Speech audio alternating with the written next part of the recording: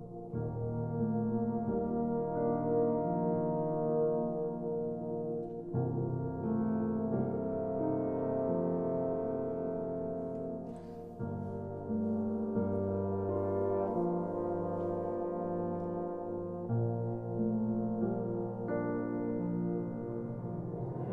1998, I was Director, Industry Affairs for Monsanto. In 1998, I had just retired as chairman of the board of McDonnell Douglas Corporation. I was living in San Diego. I was working at the Scripps Research Institute in La Jolla. In 1998, I was the lead of Monsanto Agricultural Research. 1998, high school in Uganda. In 1998, I was chief of staff to the president and CEO of Monsanto Company. I was 6 years old and I was starting first grade. In 1998, the Danforth Center was still a concept and an idea, and this was a field. The Danforth Center is world-class plant science. But you know, we forget, going back to 1998, that this was just an idea. The bioscience ecosystem St. Louis region, or at least the vision for that, really originally came from Bill Danforth, of saying, here's an area that we can have a competitive advantage and that this could be a driver for the future of St. Louis. One thing we wanted to accomplish was to make St. Louis a center for plant science. If you look at the St. Louis region, what are we good at? We're good at plants. First time I heard about the idea of a plant science center was I was invited to a luncheon in the St. Louis Club by Bill Danforth. Mark Wrighton was there, Peter Raven, Ginny Weldon. Bill laid out the proposal of what a plant sciences center could be. It wasn't unusual to deal with Bill to get a big idea. What isn't part of that is, what if it works? How do you do it? A couple of Monsanto executives, Bob Shapiro, Virginia Weldon, and then with a lot of help from Bill Danforth and Peter Raven. They kind of cooked up the idea of creating this center. And you know, I got involved with a lot of the detail, and I actually worked with Dr. Weldon to create the white paper that kind of laid out what this could do and how cool it could be.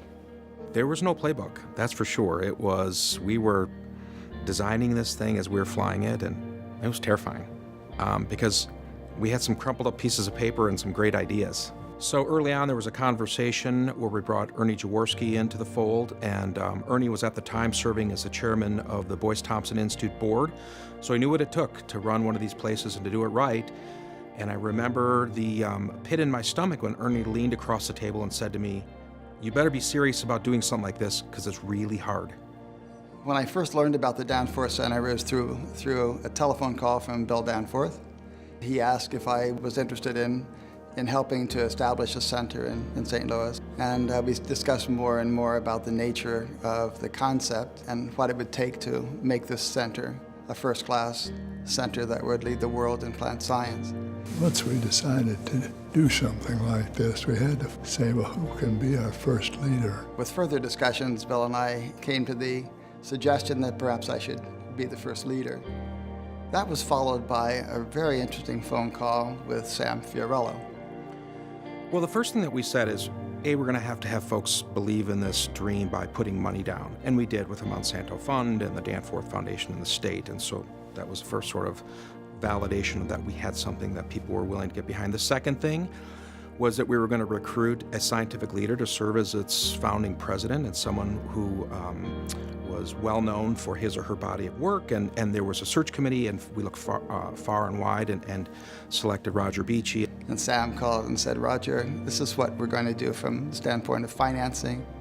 And I really think this is a great opportunity for St. Louis." The third point is when folks actually left their real jobs, and listen, I had a great job at Monsanto that I loved, to leave it to go and help get this thing launched. And so those are three real inflection points, and we started to, Roger moved from San Diego, from Scripps, and I moved, and others came from other parts of the region and the country to bet on this thing with their careers.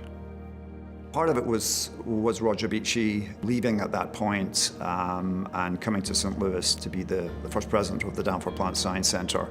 And my area was on the international research component, international programs, so he invited us to come across and join him. I felt part of my role was come here and help make this thing work. How do you go from almost nothing to developing a center that could be internationally renowned for the work that was done there? Who's going to do it? Who are you going to attract? What's the hook? You know, if you want to herd cats, you got to provide fish. To begin a new institution, unaffiliated in a formal way with any of the regional institutions, has had some challenges of its own. Why would somebody join a new institution? Why would someone take a chance of beginning in a new place, one that was undefined except by a few leaders and thinkers, and who would come? So many things were needed. People were needed. Buildings were needed. People that might even have been attracted to come here probably were like, why should I do this? What kind of reputation does this place have? This is my career. I'm a scientist. Whoa, you know. This was a huge step for so many people at so many levels to say, I'm going to come here. When I first came, part of the mission was to see whether we could make this successful. It wasn't apparent at that point exactly what was going to happen and how it would happen. But my job was just to make sure that we kept our research teams going and were ready to move into the new building and to start contributing to the mission. When I came to the Danforth Center, it was still high risk whether it could survive as an independent institution. But that was certainly part of the attraction, the challenge there to help achieve that. For me, one of the most exciting aspects of this whole undertaking was the connection to the innovation ecosystem, to be part of it, to be an anchor of it. It would be more than just a place of great discovery, and so that's what excited me a lot. It was built into those early plans. We envisioned someday having a research park. We envisioned a place where we would have a culture where scientists help to push things out into the world. It was one of the early drivers for me to get me excited about it. We were trying to bring in entrepreneurs in that. Facilities was an issue. On the medical sciences, Cortex was up and going and was kind of serving that purpose. We didn't have any kind of center for plant sciences. And so obviously, one obvious place to put a center is right near the Danforth Plant Science Center. We finally got Bridge Park up and running. The decade was characterized by building the physical plant and attracting a faculty.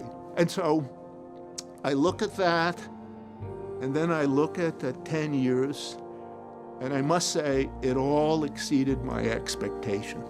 In the early days of the center, the vision was so powerful, and nothing has changed about what the need of the vision addresses. The excellence in science that has been built here, it's here. It's matured, and it's been incredibly exciting to see it grow and become a reality. Because as I said at the beginning, we weren't sure if it was, how it was going to work, and if it was going to work, and how long it would take. So I think one of the amazing things is actually how quickly things have come together and how the Danforth Center is now fulfilling that vision that the original founders had. We're not afraid to make mistakes. And this is an important part of doing things that are new and innovative, is you're going to make mistakes, but it's okay to go back and correct those. And that's actually true. We must have done well because others wanted to come to join. And as you walk out of this auditorium and see the flags along the wall, indicates that we've had people from all around the world who think that our mission is right, our vision is right, and this is the place that they want to contribute their science.